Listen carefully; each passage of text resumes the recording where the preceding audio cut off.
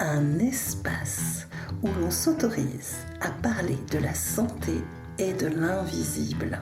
Vous entendrez donc des chercheurs, des professionnels de santé, des thérapeutes qui ont tous vécu des phénomènes étranges tels que les sorties de corps, la clairaudience, les prémonitions, les contacts avec les défunts, les montées de Kundalini, etc., etc. Bienvenue dans Expérienceur, un podcast éclairant où l'on aborde les phénomènes paranormaux pour réunir la science, la santé et la spiritualité. Bonjour, bonjour! Aujourd'hui, dans cet épisode, nous allons explorer la spiritualité et l'invisible dans les soins. Nous recevons pour cela Jean-Michel Schloup, praticien en soins de support et formateur. Il a pratiqué de nombreuses années en soins palliatifs, accompagnant les patients et leurs proches avec une approche profondément humaine et spirituelle. Son parcours l'a amené à intégrer des pratiques telles que la sophrologie, l'hypnose clinique, la cohérence cardiaque, le touch-healing dans les soins, en particulier dans les situations difficiles, la fin de vie ou face à la maladie. Jean-Michel est l'auteur de plusieurs publications en collaboration avec des médecins lors de congrès médicaux en France, en Allemagne, etc., notamment sur l'intégration de ces pratiques dans les soins. Dans cet épisode, nous allons vraiment explorer comment la dimension spirituelle s'est installée dans sa vie, et notamment avec une expérience marquante lors d'un atelier de TCH avec le docteur Jean-Jacques Charbonnier. La thérapie par la prière laïque qu'il propose aujourd'hui fera l'objet d'un second épisode parce qu'il y a vraiment besoin d'un épisode entier sur cette magnifique technique innovante. Et bonjour Jean-Michel, merci d'être là aujourd'hui. Bonjour Audrey, enchanté, merci de m'inviter. Merci. C'est un plaisir. Avant qu'on aborde ces dimensions spirituelles dans les soins, j'aimerais un petit peu revenir sur toi et peut-être commencer par qui était Jean-Michel enfant et qu'est-ce qui t'a amené finalement vers ces études? Ok, bon, ça va être. Je vais essayer de faire une synthèse, hein. J'ai quand même 55 ans, donc bon, on va faire un résumé. Alors, déjà, voilà, je vais faire quelques confidences. En fait, je dirais que dès mon enfance, je préférais me retirer dans un jardin, et notamment les jardins qu'on voit souvent dans les monastères ou les abbayes. Voilà, j'étais dans une école privée. Je préférais en fait contempler la nature, observer le vol des papillons, méditer sur la vie, plutôt que de me retrouver dans un groupe à parler de foot, de résultats de matchs. Ça m'intéressait pas du tout. Et même un peu plus tard, quand j'étais préadolescent ou adolescent, j'aimais bien me retrouver dans un cimetière. Alors, je vis en Alsace et il y avait beaucoup de cimetières militaires ici, donc il m'arrivait de temps en temps de m'asseoir sur une tombe d'un soldat et de me dire, mais pourquoi tout ça, quoi? Et voilà, donc ça c'est déjà pour donner le ton. Je disais souvent que je ne me sentais pas à ma place en tant qu'enfant. Je n'étais pas spécialement doué non plus pour le bonheur et j'allais dire tant mieux parce qu'il a fallu que je le recherche, voilà, dans d'autres choses. Et alors, je fais partie des personnes qui n'ont pas un parcours linéaire. J'ai débuté ma carrière dans une direction de qualité de l'industrie pharmaceutique et j'y allais toujours un peu le nœud au ventre. Et plus tard, je me suis orienté à la suite d'une grand-messe. J'aime bien toujours citer cette expérience, une grand-messe dans ce labo pharmaceutique qui fabriquait des oncolytiques et des médicaments contre le diabète, l'insuline notamment. Et forcément, il y a de plus en plus de diabétiques et il y a de plus en plus de patients atteints de cancer. Et forcément, je voyais que l'action n'arrêtait pas d'augmenter. Et je me disais, c'est pas possible. On sait un peu quelque part se réjouir finalement du fait que des personnes tombent malades. Et moi, ça me parle pas, quoi. Je me sentais pas bien. J'avais souvent un nœud au ventre. Donc, les ressources humaines m'avaient convoqué en disant, mais Jean-Michel, c'est peut-être un burn-out, ça va pas bien. J'ai dit, non, non, ça va très bien, je vais démissionner. Donc, quitté. Donc, pour partir dans le domaine finalement de l'accompagnement, on va dire psychoprofessionnel de personnes fracassées par la vie, donc toxicomanes, réfugiés politiques, demandeurs d'emploi de très longue durée, femmes isolées avec enfants à charge, dans les quartiers difficiles. Et donc, c'est à cette période où j'ai effectivement peut-être dû penser à des approches pour moi, parce que ce public est quand même très difficile, donc j'y ai donné beaucoup de ma personne. Et de ce fait-là, je me suis intéressé à la gestion du stress, à la sophrologie, enfin tout plein d'autres techniques, indépendamment de mon parcours universitaire, d'un DUE de psychopathologie, d'un long parcours en psychanalyse personnelle et didactique de plus de 10 ans, une habilitation à dispenser l'ETP, enfin voilà, j'ai fait pas mal de choses, mais il a fallu que je m'intéresse aux approches intégratives pour avoir des outils pour aider ces personnes parce que j'allais dire l'accompagnement classique ne suffit pas. Et donc là, effectivement, toutes les disciplines que tu as pu citer avant, je m'y suis formé et j'ai pu enrichir ma pratique auprès de ce public. Ça a été difficile et petit à petit, j'ai glissé dans le domaine hospitalier pour m'occuper effectivement de patients dans des équipes de soins de support. Alors, des patients atteints de maladies chroniques pour des traitements de suppléance et aussi en réseau de soins palliatifs dans les équipes mobiles. Donc, voilà en gros un peu mon parcours. J'ai toujours été guidé par disons, un esprit de travail pluridisciplinaire. Et également, on peut très vite glisser vers des approches un peu, je dirais, qui ont tendance à dériver dans les soins de support.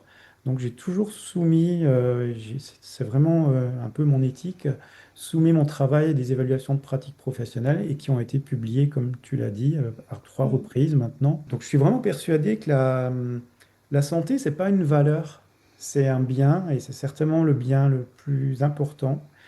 Et ce bien, chacun en est responsable. Donc là, c'est vraiment quelque chose sur laquelle j'insiste, y compris dans des situations extrêmement difficiles comme le deuil. C'est un bien, c'est pas une valeur. Et on a tendance actuellement de faire de la santé une valeur avec des recommandations des autorités de santé, comme si les autorités de santé s'appropriaient notre santé. Non, c'est une valeur toute personnelle avec 3 ordres, un ordre médical, biologique, voilà, c'est la prise en charge conventionnelle, un ordre, on va dire, psychosocial, c'est ce que j'ai fait lorsque j'accompagnais des personnes, et troisième ordre, j'allais dire le plus important, mais bon, on va pas tout de suite y aller comme un bulldozer, l'ordre spirituel. Voilà. Et c'est celui-ci qui pose le plus problème. On n'ose pas en parler. Bon. Mais alors c'est pour ça, doublement merci Audrey de me proposer ça, parce que d'une part, on peut en parler, et je sais combien toi, tu as aussi eu des difficultés à le faire, et combien on est des soignants, de professionnels de la relation d'aide, d'accompagnement, à avoir cette difficulté, quoi, à parler de l'ordre spirituel et à accompagner dans ce sens, quoi. Hmm. Voilà, en gros, j'ai pu résumer un peu Jean-Michel.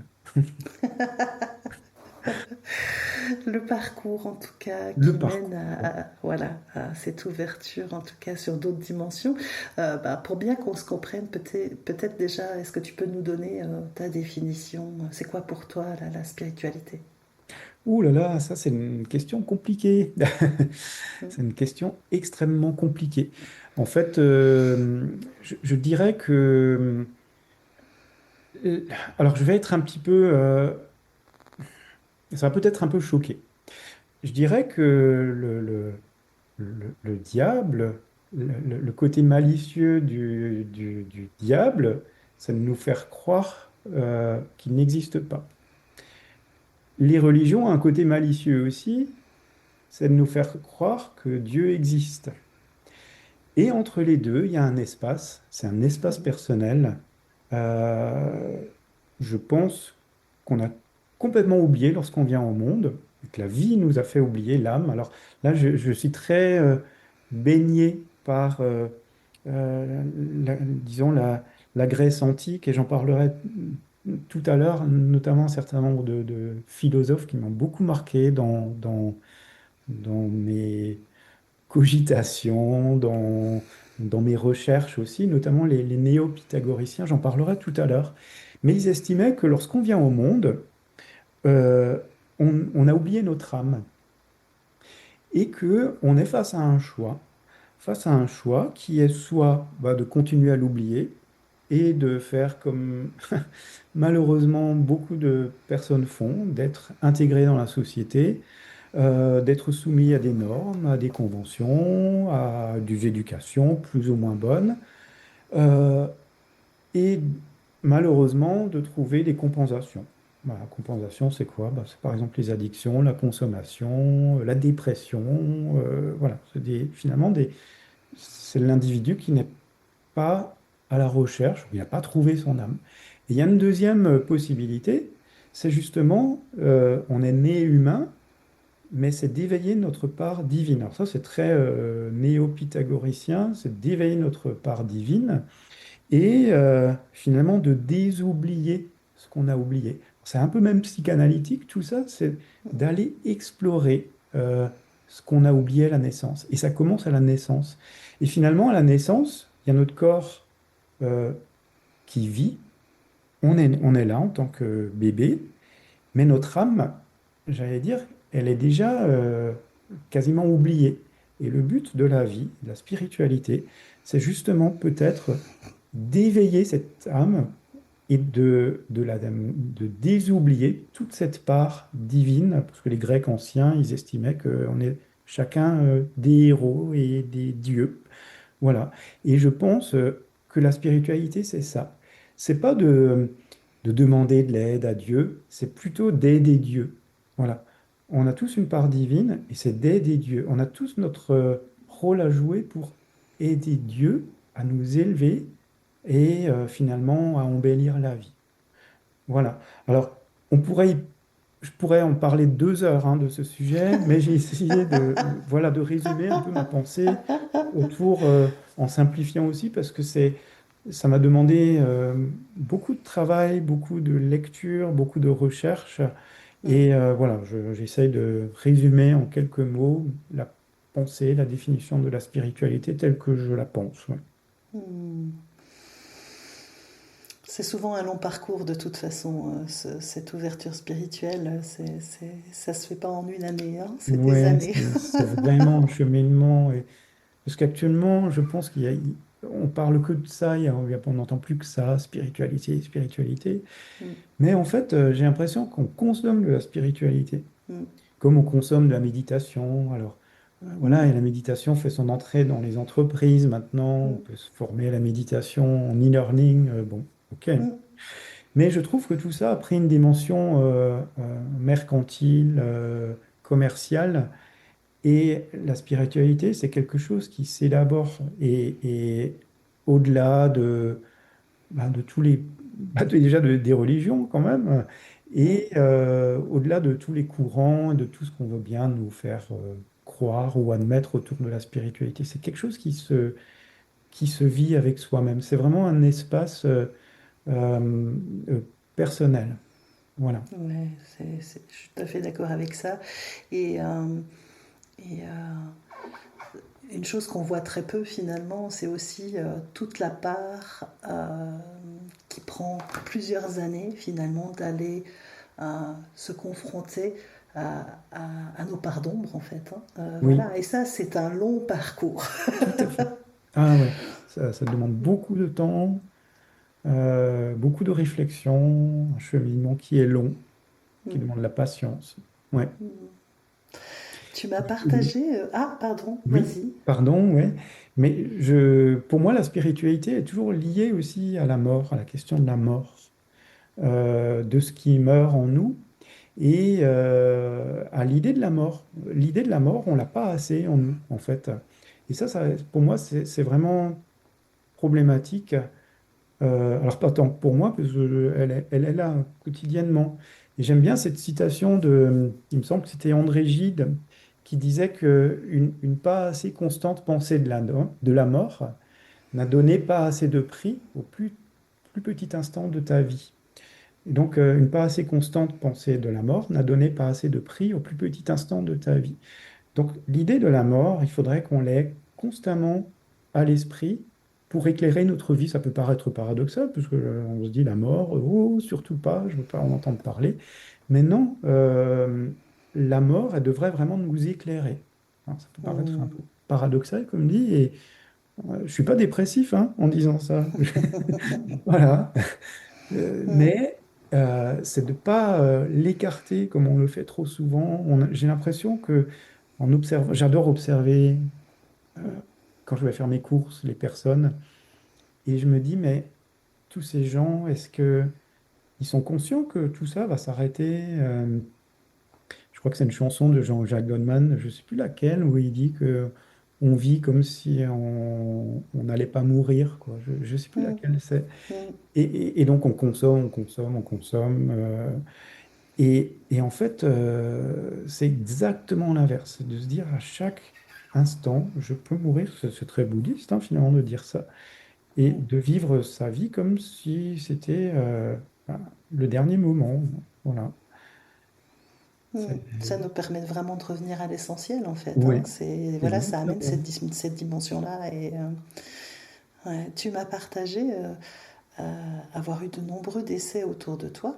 Oui, Et si tu es d'accord, est-ce que tu peux nous dire comment finalement ces épreuves ont transformé, bon, tu as déjà un petit peu abordé, mais ta relation à la vie, à l'amour, et peut-être aussi cette dimension spirituelle.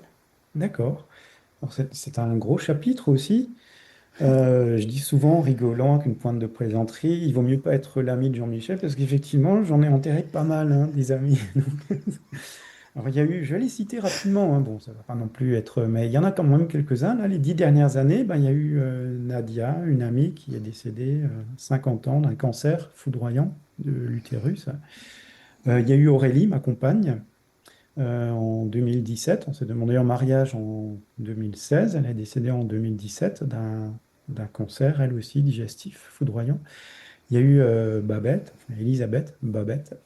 Il y a eu Chantal, une collègue qui est devenue une amie de très longue date, que j'ai rencontrée justement quand je faisais de l'accompagnement de personnes fragilisées, cassées par la vie. Elle aussi un cancer. Il y a eu Pierre aussi, un cancer. Deux oncles et l'année dernière mon père. Bon, voilà, on va arrêter la liste. Et bien évidemment, beaucoup, beaucoup de patients chaque année. Donc ça fait un peu de monde en moins de 10 ans, mais j'allais dire, c'est pas grave, hein, voilà. Euh, mais ceci dit, me semble toujours avoir été animé par des questionnements autour du sens, du bonheur et des souffrances de la vie. Et ces épreuves m'ont d'ailleurs invité, ou la vie m'a invité à en faire l'expérience. Et cela m'a effectivement transformé sur le plan personnel, mais aussi professionnel. Je dirais que ces expériences conjuguées à mon parcours professionnel m'ont permis d'identifier finalement quel mécanisme il s'agit d'activer pour ne pas sombrer dans un deuil un peu sidérant, chronique comme ça, mais au contraire pour partir en quête d'un salut. Voilà, j'aime bien être dans l'optique de la salutogénèse. Donc, le salut en latin, c'est salus, ça veut dire la santé. C'est aussi dire le salut religieux, la délivrance. Et donc, tout ça pour créer du lien, du sens, et finalement l'amour de la vie, euh, par-dessus tout, ou j'allais dire malgré tout. Voilà. Et ces épreuves m'ont permis vraiment de m'ouvrir sur moi, mais pas moi, moi, Jean-Michel, voilà, dans la logique développement personnel, il faut que tu penses à toi. Si je pense à moi, je pense aux autres. Voilà, c'est ça. C'est, la spiritualité, c'est aussi quelque chose de personnel, mais j'ai oublié de le dire avant, c'est universel. Donc, c'est pas juste s'ouvrir à soi en allumant la petite bougie, la petite musique qui va bien. Allez, je pense positif, voilà, je pense à moi. Ça, c'est du développement personnel. J'aime pas trop le développement personnel. Voilà. Et je suis à l'opposé de ça. Donc, c'est vraiment de s'ouvrir à moi. Et si je m'ouvre à moi, je m'ouvre sur la vie et sur les autres. Je citais avant les néo-pythagoriciens. Ils estimaient qu'il n'y avait pas de différence entre le ver de terre et le roi ou l'empereur. Ça, c'est génial, quoi. C'est le respect de la vie sous toutes ses formes. Alors, j'habite un petit village en Alsace qui est le village natal de Albert Schweitzer. Voilà. Et Albert Schweitzer avait aussi l'éthique du respect de la vie sous toutes ses formes.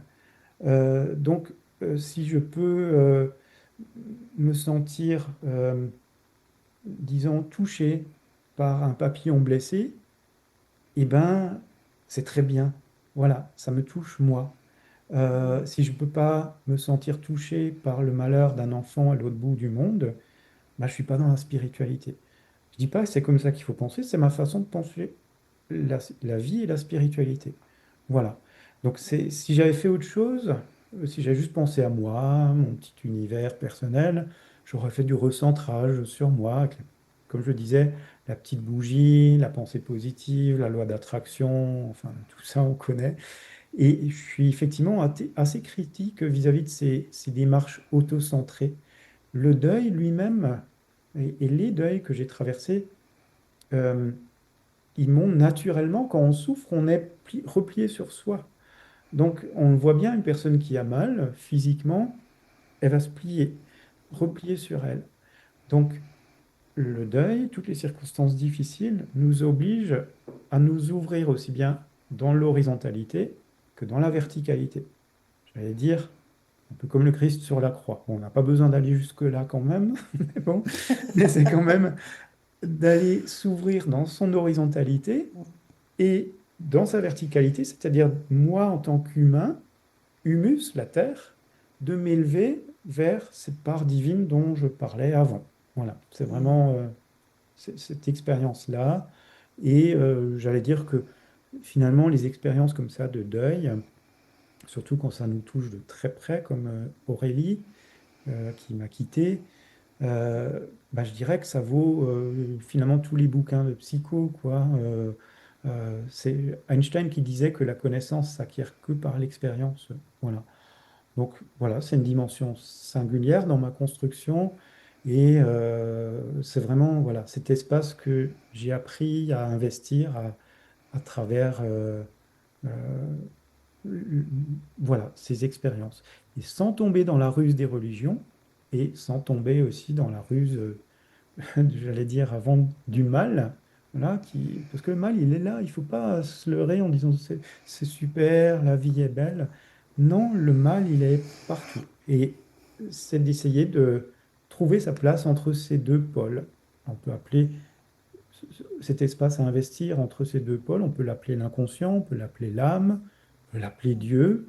Les lacaniens l'appelleraient le grand autre, on peut l'appeler comme on veut, mais c'est cet espace euh, qui doit être investi pour notre équilibre euh, psychique, mais aussi pour notre relation à la vie et aux autres. Voilà, en gros. Alors, Mm. j'ai peut-être fait un grand écart par rapport à ta question de départ. Non, non, non, Je- c'était, J'en non, non, suis désolé. c'est très bien, et ça montre bien cette dimension spirituelle, voilà. Et tu m'avais transmis une expérience de TCH avec le docteur Jean-Jacques Charbonnier. Donc, TCH, c'est une hypnose, voilà, qui, bah, voilà, peut-être tu peux nous donner peut-être une définition de ce que c'est ou... Oui, tout à fait, oui. Alors, j'ai effectivement fait plusieurs TCH. J'ai été même membre fondateur de l'Institut de recherche sur la conscience intuitive extraneuronale. Alors, c'était l'institut Ok. créé par de Jean-Jacques Charbonnier. Donc, lui, il estime qu'il y a une conscience analytique, c'est la conscience qu'on utilise tous les jours. C'est une conscience très binaire qui croit uniquement ce qu'on voit, et une conscience intuitive extraneuronale qui persiste ou qui persisterait, je vais être prudent, euh, euh, après la mort. Et alors, il étaye tout cela sur des constats en tant que médecin anesthésiste et également sur une thèse de docteur Lallier. Il était directeur de thèse où il relate des expériences de personnes qui ont vécu des expériences de mort provisoire. Jean-Jacques Charbonnet préfère parler d'expérience de mort imminente. Voilà, provisoire parce qu'ils la vivent bien, cette expérience, donc c'est plutôt Mm. imminente. Et donc, il part du postulat qu'il y aurait, et il n'est pas le seul d'ailleurs, hein, tout plein d'autres, qui aurait une conscience intuitive extraneuronale, en dehors de notre cerveau. Où est-elle? Mm. On ne sait pas, mais en tout cas, elle n'est pas forcément dans le cerveau, contrairement à la conscience analytique. Et effectivement, je me suis prêté à plusieurs expériences de transcommunication hypnotique. Donc, c'est finalement des séances collectives sous hypnose, guidées par la voix de Jean-Jacques Charbonnier, par une musique hypnotique, et notamment des infrabasses qui vont vraiment nous faire partir comme ça. Également des techniques respiratoires pour induire un état pré-hypnotique puis hypnotique, afin de rencontrer ou de rentrer en contact avec des défunts. Voilà. Mm. Donc ça, c'est... Si tu es d'accord, j'aimerais partager un petit passage de ce que tu m'as envoyé, de ton expérience, enfin d'une de tes expériences. Mhm. Ah ben, ouais, je veux bien. Merci. Mon corps est lourd, très lourd, si lourd que je souhaite le quitter. Je le fais, je m'envole, je traverse l'infini. Sur un banc dans la brune arrive mon grand-père, guilleret avec sa canne. Il me guide. Puis je pars encore plus haut. Le brouillard se dissipe. La lumière est blanche, étincelante, enveloppante, réconfortante. Puis vient une amie, emportée par un cancer en 2014. Elle me soutient. Puis arrivent mes grands-parents et une multitude de lueurs blanches, éthériques. Ils repartent tous rapidement après m'avoir témoigné de leur présence éternelle, comme s'ils m'enlaçaient. Un réconfort qui se passe de mots. Ils me donnent des ailes. Puis arrive ma compagne, toujours aussi radieuse, libérée. Elle est lumineuse. Elle était lumineuse, elle l'est encore davantage, plus belle que jamais. Ma flamme jumelle rayonne. Je suis heureux, léger, vaporeux. Elle me témoigne de son amour éternel. Elle me rassure sur ce que j'ai fait, sur ce qui me reste à faire. Elle m'invite à témoigner de mon expérience dans ma vie courante et dans mon métier auprès des patients. Nous échangeons sans parler. C'est un moment fort ça m'a profondément touchée. Je me suis même entraînée à le lire pour pas avoir trop d'émotions en le lisant, pour être honnête. Hein. Voilà. Et je trouve que c'est un passage qui est... Ouais, qui est vraiment... il y a beaucoup d'émotions, en tout cas, dans ce passage-là. Et ici, finalement, tu as un espace où tu peux témoigner de ces expériences. Est-ce que tu peux nous dire, finalement, ce que cette séance d'hypnose a réveillé en toi et ce que tu as découvert sur toi suite à cette expérience? Ok. Ben, merci pour cette invitation aussi sur ce sujet plus précis. Alors, peut-être en préambule, j'aimerais juste citer quelque chose. Alors, j'arrivais pas trop à en parler il y a encore quelques années, mais maintenant, oui, ça m'amuse. Aurélie, lorsqu'elle se savait malheureusement condamnée, elle est très vite rentrée après plusieurs séances de chimio, une opération très lourde. Après, il y a eu des chimios palliatives. Et un jour, elle me dit, tiens, ben, écoute, la chanson de Françoise Hardy, tant de belles choses. Je dis, oh, franchement, c'est pas très gai cette chanson. Et elle me dit, mais si, de toute façon, voilà, on le sait maintenant. Et donc, tu verras au bout du tunnel se dessiner l'arc-en-ciel, l'amour est plus fort que la mort. et refleurir la couleur des lilas, quelque chose comme ça. Et donc, le dernier voyage qu'on a fait, c'était en Suisse, à Rolle, tout près du lac Léman. Enfin, vraiment une petite commune au lac Léman, très jolie. On avait fait un stage d'énergétique avec Dr Baudin, tous les deux, pensant que ce stage et que ses connaissances pouvaient peut-être la guérir ou du moins la soulager, ce qui n'a pas été le cas. Donc, en tout cas, c'était à Rolle. Et la séance de Jean-Jacques Charbonnier, c'était à Nyon, il me semble. Ouais, c'est ça. Donc, pas très loin de Rolle. Et j'adore la Suisse, hein, voilà. Et en fait, la salle où s'est tenue la TCH, c'était la salle Roll. C'est quand même incroyable, quoi. Je me dis, Hmm. bon, ça commence cette histoire, ça commence déjà par des curieuses synchronicités. Et donc la séance de TCH se termine, je fais part de ce que j'ai vécu, en pleurs totales, enfin bon, bref, tout le monde, Jean-Michel, les mouchoirs, les bouteilles d'eau, petits soins.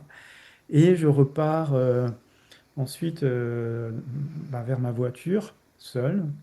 Et là, je me dis, est-ce que je retourne à Rolle ou pas?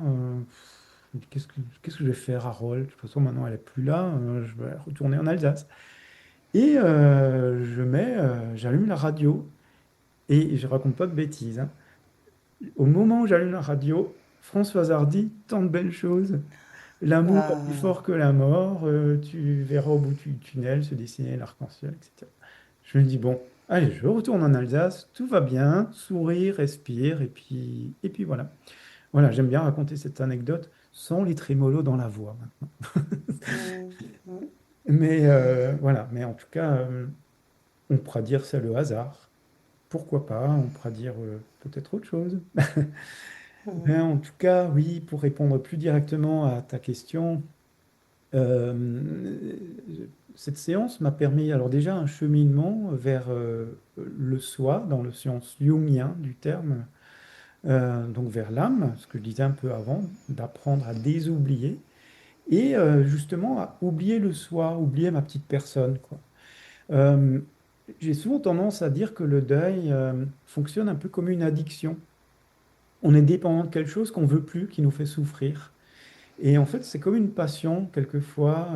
Alors, passion en grec, c'est pathos, hein, c'est la souffrance, le supplice. Et en fait, il y a quelque chose dans le deuil qu'on veut plus et qu'on écarte.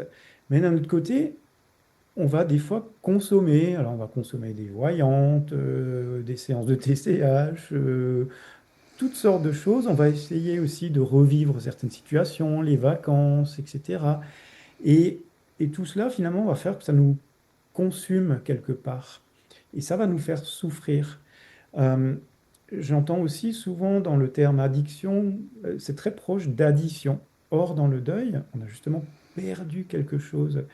Et le deuil, pour moi, c'est un processus de soustraction. Souvent, on préfère additionner dans la vie, on préfère avoir que perdre.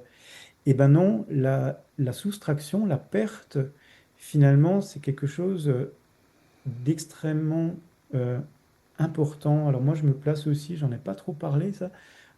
J'aime beaucoup Maître Eckhart, ce qu'on appelle la théologie négative, c'est-à-dire que Dieu, la spiritualité, c'est- ça nous dépasse tellement qu'il est impossible de décrire, car les mots sont forcément insuffisants. La théologie négative, on appelle ça la théologie apophatique. Et en fait, c'est une démarche intellectuelle qui n'est pas forcément spontanée, parce qu'on préfère se représenter Dieu ou voir Dieu tel que les religions nous proposent de le voir, en statue, en image, etc. Mais en fait, dès qu'on se fait une image de la divinité, ben, ça se voit démasqué parce que la représentation qu'on s'en fait, est inadéquate en fait par rapport à quelque chose qui est tellement plus grand que nos perceptions, tellement plus grand que nos représentations. En fait, on n'arrive pas dans dans ce postulat à délimiter quelque chose dans une représentation qui est sans limite. Hmm. Et j'aime bien aussi, alors là, je vais juste peut-être, tu me dis ou tu m'arrêtes si je pars dans tous les sens. Mais j'aime beaucoup citer aussi Lacan. Bon, voilà, j'ai fait 10 ans d'analyse lacanienne pure souche. Lacan disait souvent un signifiant est-ce qu'il représente un sujet pour un autre signifiant. C'est-à-dire que les mots ne sont jamais suffisants pour, euh, par exemple, te décrire toi. Si je dis, tu es Audrey, tu es une femme, infirmière, euh, tu t'intéresses à la spiritualité, ça te décrira toujours pas.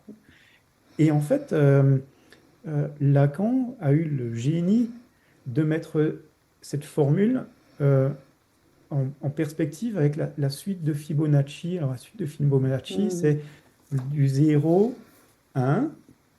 1 plus 0, ça fait 1 plus 1, ça fait 2, 2 plus 2, etc. Et si on divise en fait le 0 par le 1, le 1 par le 2, on arrive à un chiffre qui est 0,618. Ce 0,618, si on rajoute 1 devant, ça fait 1,618. C'est le nombre d'or. Le nombre d'or, ça c'est très néo-pythagoricien ou pythagoricien aussi, c'est ce qui structure toute l'architecture, c'est ce qui structure euh, une fleur de tournesol, l'iris de nos yeux, euh, une molécule d'eau. Euh, tout est régi par ce nombre d'or, y compris le langage pour Lacan. Et y compris la définition, si je devais me décrire, ça serait toujours, disons, insuffisant, ou si je devais te décrire toi. Et, et c'est pareil pour Dieu. Donc, ce qui veut dire quoi? Ce qui veut dire qu'on a tous une part divine, parce que il manquera toujours quelque chose. Et ça, en fait, tout ça, cette séance de TCH, alors ça peut paraître bizarre que cette séance de TCH m'ait ouvert sur des théories comme ça, mais non, ça m'a ouvert une porte. Je pense que c'est Aurélie, hein, tu verras au bout du tunnel se dessiner l'arc-en-ciel. Je pense qu'elle m'a vraiment ouvert une porte sur le non matériel, sur un cheminement qui était, j'étais obligé de le faire. Si je ne le faisais pas, j'allais tout droit vers la dépression ou j'aurais continué ma vie, voilà, comme tellement d'autres personnes, quoi. Mais je suis persuadé, et cette séance de TCH euh, m'a donné la conviction qu'il y a du divin en tout, dans toute personne que je rencontre, dans le ver de terre, dans le papillon, dans notre échange, Audrey.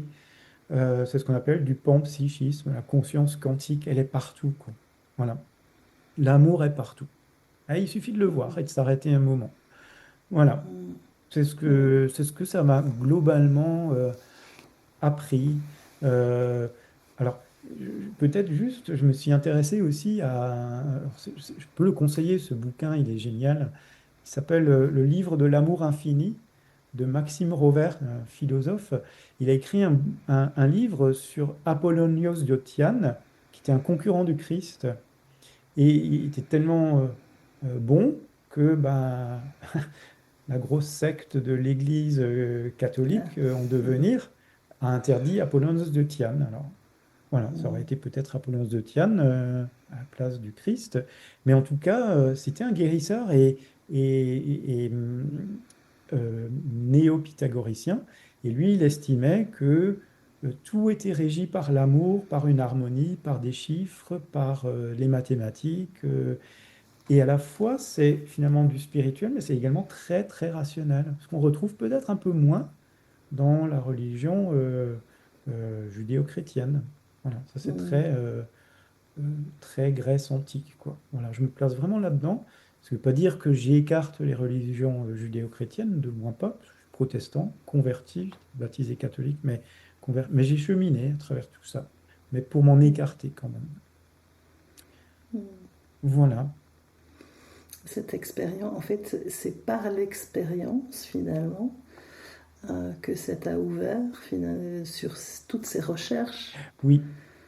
Et merci cette expérience, parce que sinon, je pense que je serais comme disait Jean-Jacques Charbonnier, un abruti intégral, quoi, comme maintenant, sans être critique, mais c'est vrai, malheureusement, il faut bien le reconnaître, comme beaucoup de personnes qu'on rencontre, et ça me brise le cœur. C'est pas un jugement ce que je dis là.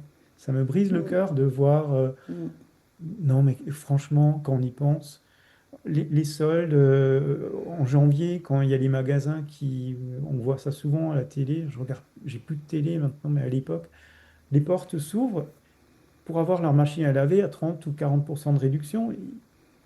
Ils se foutent des coups de poing sur la gueule, quoi. Mais c'est pas possible. Je me dis, mais on en est où, quoi? C'est quoi le truc?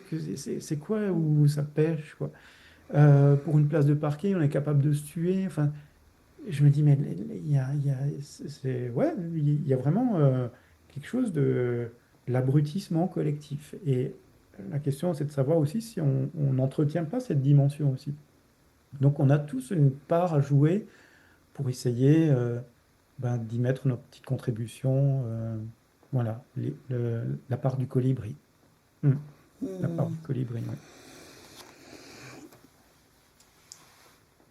Euh, c'est quoi le sens de la souffrance pour toi? Le sens de la souffrance. Ah, ouais, c'est une vaste question, ça aussi. Euh, alors déjà, ouais, souffrance, ouais, alors du latin, j'aime bien toujours revoir un peu le côté étymologique. Il me semble que c'est souffrir, ça veut dire endurer, supporter, etc.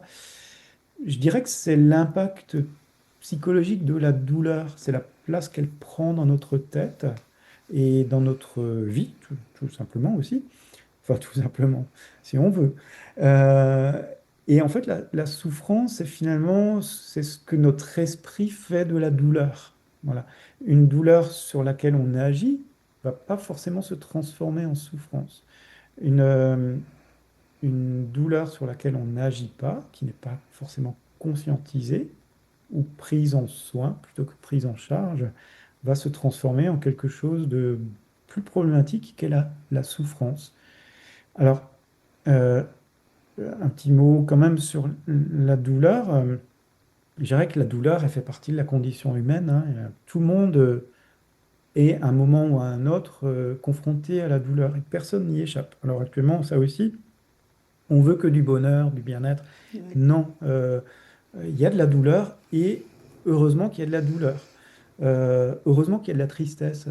J'aime bien aussi la logique chinoise où chaque saison où chaque émotion est associée Mm, à une émotion. Par exemple, l'été, c'est la joie, l'hiver, c'est la tristesse. C'est bien d'être en joie, mais pas toujours. On apprend plus finalement de la tristesse que de la joie. C'est un peu comme si je disais, ben, finalement, je veux toujours de l'été, mais je veux jamais d'hiver. Maintenant, la nature a besoin de se reposer, et notre psychisme aussi, il a besoin d'élaborer des choses dans la douleur et parfois dans la souffrance, la tristesse, dans l'angoisse aussi. Et heureusement que je suis angoissé. Je n'étais pas angoissé. Moi, je traverserais la ouais. route en disant bon, une autoroute sans dire oh, j'y vais, pas peur. Et donc la douleur, la souffrance est nécessaire à, à la vie, en fait. Et en revanche, quand on ignore la douleur, là, ça se transforme vraiment en souffrance. Et là, ça devient effectivement problématique. Je dis souvent aux patients aussi, il n'y a qu'une lettre qui change entre douleur et douceur, ou entre couleur Mm, et douleur. Il n'y a qu'une lettre qui change, donc mm, si vous voulez bien, on va essayer de la changer tous les deux, quoi. mm, Euh, mais pour moi, la première marque, c'est le corps. Le corps est vraiment le terrain d'expression de nos émotions. Quand le corps nous fait mal, il faut se dire, stop, il y a un truc, quoi. Donc, avant que ça se transforme en souffrance psychique. Euh, il y a quand même un gros problème aussi, là aussi, je suis très critique vis-à-vis de nos sociétés occidentales, parce qu'on a un dualisme entre le corps et l'esprit depuis longtemps. Euh, alors, on dit souvent c'est du fait de la psychanalyse, ce qui est complètement faux, parce que Freud, il appelait la douleur, Schmerz, la douleur, aussi bien euh, pour nommer la douleur physique que la douleur psychique. Et pourtant, on a tendance à séparer la douleur physique de la souffrance, la douleur psychique finalement. Et ça, c'est un gros problème parce que ça va opposer le corps euh, et le psychisme et l'âme dans deux réalités finalement. Et ça va faire de l'individu une sorte de produit d'assemblage comme ça, complètement surréaliste. Et le but de la vie, c'est aussi, ben, comme je le disais avant, de désoublier, de mettre notre âme en relation avec notre corps et de cesser ce dualisme complètement stupide entre le corps et l'esprit. Mais pour cela, ça induit, et j'en reviens, à ce mouvement de réduction, de soustraction. Voilà, ça nécessite euh, une posture de retrait, de repli. Voilà, s'en remettre à ce qui nous dépasse, s'en remettre à plus grand que nous, en disant, ben, voilà, je suis juste un petit élément du grand tout, quoi. J'aime bien souvent dire aussi, s'en remettre à ce qui nous dépasse avant que ça trépasse, quoi. Voilà. Euh, c'est vraiment ça. C'est Quelle vraiment est ça. ta posture finalement? Tu accompagnes, hein, que ce soit à l'hôpital ou aussi en individuel euh, et en distanciel, hein, voilà. Mais quelle est ta posture finalement avec tout ce que tu as ben, expérimenté, traversé, euh, d'accompagnant? Est-ce que cette où elle se situe cette posture finalement? Est-ce que tu as la sensation finalement d'être euh, dans cet espace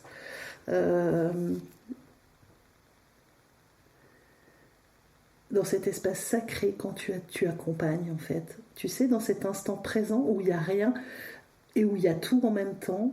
Ma question n'est peut-être pas très claire, hein, mais voilà, Mhm. quelle est ta posture d'accompagnant avec tout ce que tu as vécu finalement et tout ce que tu as compris? Alors, effectivement, quand j'accompagne, je me mets dans cet espace. Alors, ça passe beaucoup déjà par un travail autour de la respiration, autour du souffle. Et d'ailleurs, on l'oublie souvent. Souffle en latin, c'est spiritus, hein.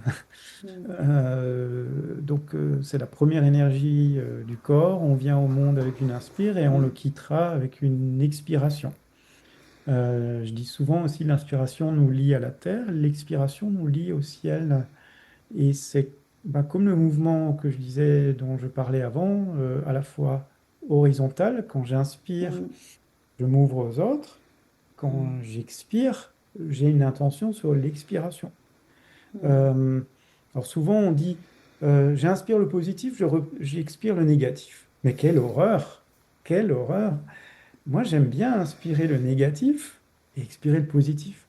Pourquoi? Bah, puisqu'on a chacun une part divine, donc on est ce lieu de transformation. Pourquoi aller balancer bah, le négatif sur les autres? Alors ça, il y a une technique en sophro-déplacement du négatif, qui n'est- certaines écoles l'enseignent mais vraiment complètement à côté de la plaque, du style je balance tout le négatif aux autres, mais non, c'est pas ça. Moi, ça me fend le cœur, quoi. Franchement, des fois, je suis hypersensible. C'est pour ça que je disais, je préférais me retirer dans un jardin de purée à observer le vol des papillons. Mais c'est pas possible de faire des choses pareilles.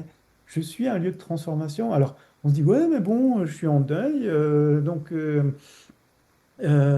c'est moi qui souffre.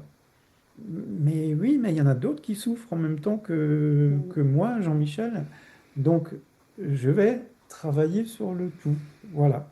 Euh, je rappelle ce que je disais avant, le ver de terre a la même valeur que le roi ou l'empereur grec, quoi. Donc, euh, ce n'est pas que ma souffrance, c'est la souffrance des autres. Et la souffrance de la personne que j'accompagne, je l'intègre comme lui intègre ma propre souffrance. Exactement. Voilà. Et Exactement. c'est des vases communicants. Et j'aime beaucoup une respiration que j'appelle la respiration empathique. Voilà, on va travailler. Mais ça, c'est déjà pour s'ancrer ici et maintenant. Et après, il y a tout un travail d'élaboration. On va un petit peu comme finalement un accouchement, parce que je disais avant qu'on vient au monde en hurlant dans ce lieu dans lequel on est amené à grandir, qu'on appelle le monde, et on est face à un choix, donc soit ensevelir définitivement notre âme, soit l'élever. Et le travail du deuil, c'est vraiment ce travail d'élever l'âme, de l'ouvrir bien sûr à soi, de la reconnaître, et d'en reconnaître et à naître, mais la reconnaître aussi en l'autre, en la vie, et c'est ce processus de désoublier, d'aletheia. Aletheia, c'est le désoubli, mais c'est aussi la vérité en grec. Voilà, c'est vraiment ce Mm. processus de recherche dans l'accompagnement. Alors j'allais dire, c'est entre le soin, euh, on va dire, psychosomatique et la psychanalyse, et la spiritualité. Il y a un peu de tout là-dedans. Voilà, il y a un Mm. peu de tout. Ouais. Mm. Ça passe aussi par le bien-être du corps, bien sûr. Ouais. Bien sûr, bien sûr. Et c'est ça que je trouve chouette finalement dans ton accompagnement, c'est que tu as un panel d'outils du coup. Et il y a toutes ces dimensions de l'être en fait qui sont prises en compte. Oui, du coup, je, ouais, je suis convaincue de l'efficacité de tout ça.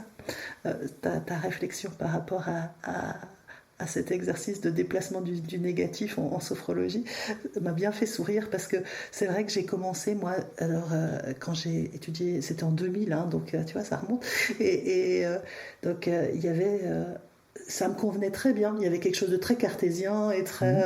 Mhm. Puis voilà, je vais souffler toute ma souffrance et ça va bien aller. Puis à un moment donné, en fait, je me dis, mais en fait, non, ça ne marche pas, ça. Mhm. Je trouve marrant que tu racontes, parce que moi, ça a été vraiment un point de bascule, voilà, aussi dans le parcours d'intégrer la dimension universelle, en fait.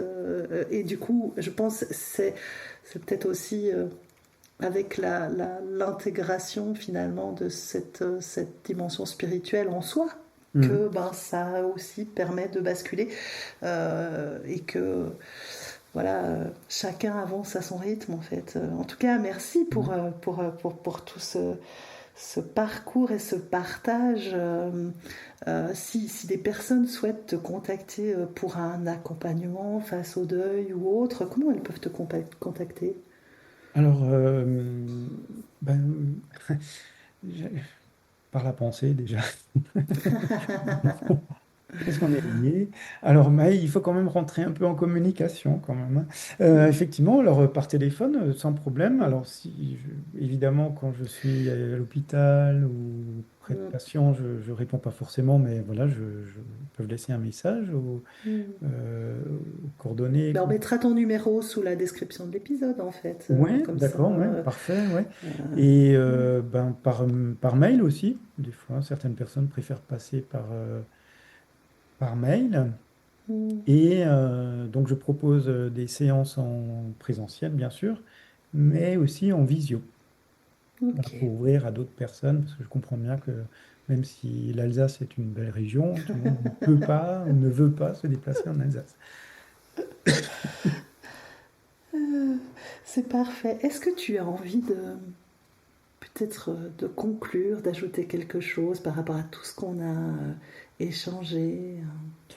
Eh bien, vraiment, je veux te témoigner de la gratitude pour toi en premier lieu, pour toutes les personnes qui nous auront écoutés, qui nous écouteront. Et je dirais que c'est peut-être la conclusion, ça sera de ne pas tomber dans la promesse du serpent qu'on nous fait actuellement, voilà, en latin, c'est Eritis sicut Deus, vous serez comme des dieux. Ça, c'est l'intelligence artificielle, c'est la promesse des beaux voyages, vous serez beau, vous serez éternel, parce que maintenant on cherche à être éternel. Euh, et en fait, c'est de pas tomber là-dedans. Ça, c'est des promesses démoniaques pour moi. C'est au contraire de de nous élever vers le divin qui est déjà en nous. Voilà.